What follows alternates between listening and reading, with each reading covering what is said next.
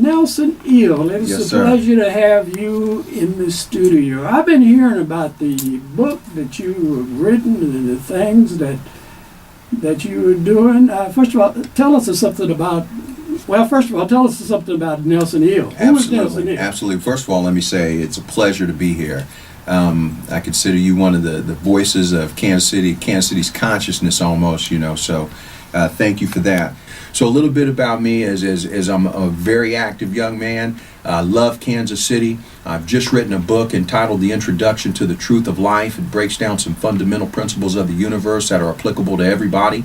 I am the founder of the Kansas Underground Railroad Historical Society, and I'm also a rapper, so they call me Nelson Eel. And as the youngsters might say, I spit some bars and do a little rapping, some spoken word. I've had music out. I performed at the 2002 Olympics in Salt Lake City. Met Mitt Romney at that time. He was the governor. So I've been around for quite a long time. I just look this way. I know the people out there can't see me, but I may not look like I've been around the soil as long as I have. But I'm here now. I'm here. We here, KC. The book that you have out. Tell us something about your book. Your book. The name of the book is The Introduction. So just letting you know, we're just scratching the surface here. The Introduction to the Truth of Life. This is going to give you a better perspective of how to conduct your life. It's really the basic premise of this whole thing comes down to your thoughts create your reality. If you do not like your reality, change your thoughts. You do not get upset at the manifested effect of the unseen cause. If you don't like the effect, change the cause. How does one really go by changing doing that? That, right? Yeah. That's a great question. It's a question that's asked of me most often. This is what the brothers, because I'm coming with this deep science. I go, well, give me something I can use today. Tell me how that works. The first thing that we have to do, we have to change the way we think. See, we have been conditioned or programmed to think and perceive things from a certain perspective. Well, there's a shift of paradigm that's currently taking place.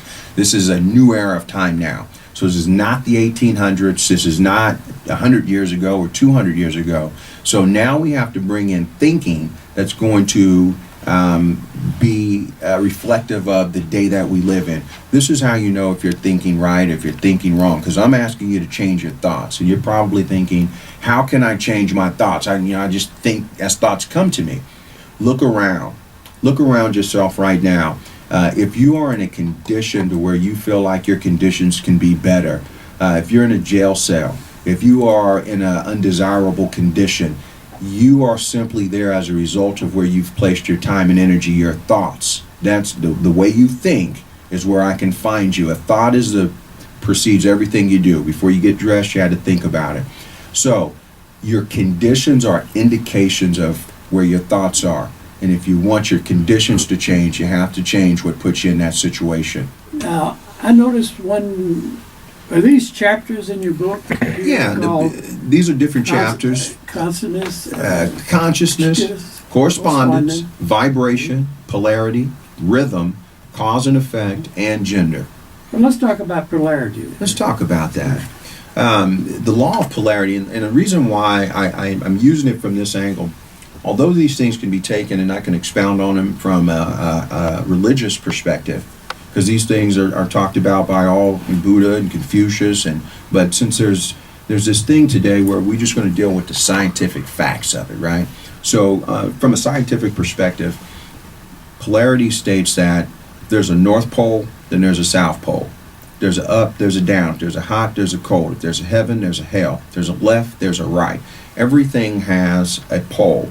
And inside of polarity is the attribute of balance. We have to find that balance in our life in order to be able to function correctly between the spiritual and the physical, between home and your job, between whatever it is that you're doing. But polarity is the balance. If you get in your car and you drive to St. Louis, it takes you 3.5 hours to get there.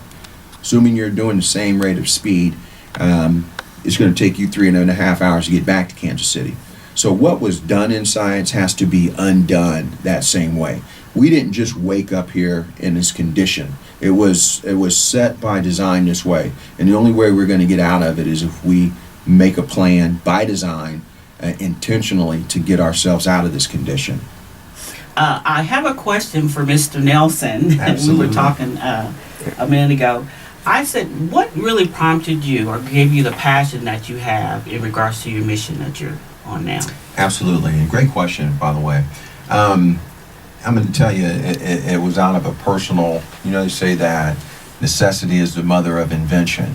And I was working a kind of a humdrum life, and I needed to reinvent some things, and I have quite a story.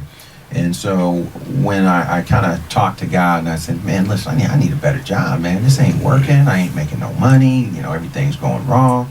And the word kind of came back like, listen, I already gave you everything you need. You just need to write about it and talk about it and get out there and push it.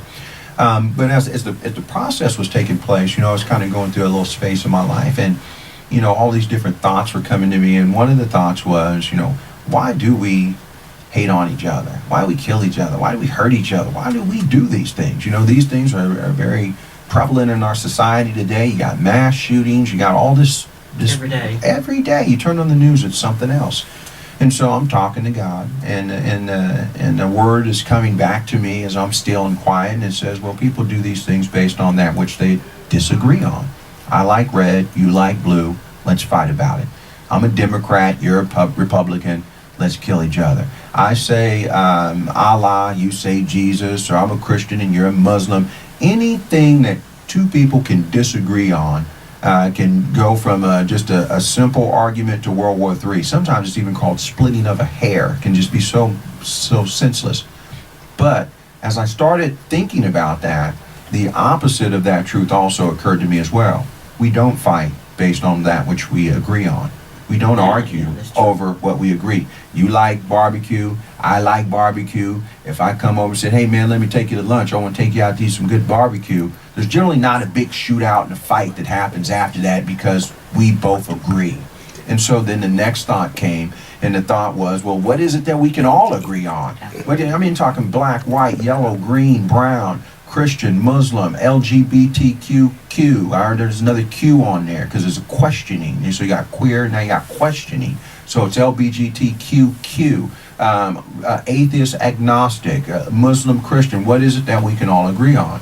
And there's only one thing that everyone can agree on 100% of the time, 100% of the people, and that is the truth. Now we start breaking down, well, what is the truth? So that's where the book starts. There's some basic truths to this world. If you're living and breathing and talking and walking, there's some basic principles that you are in line with. And once you realize how to apply these, navigate it, then you can have the life that you've always imagined.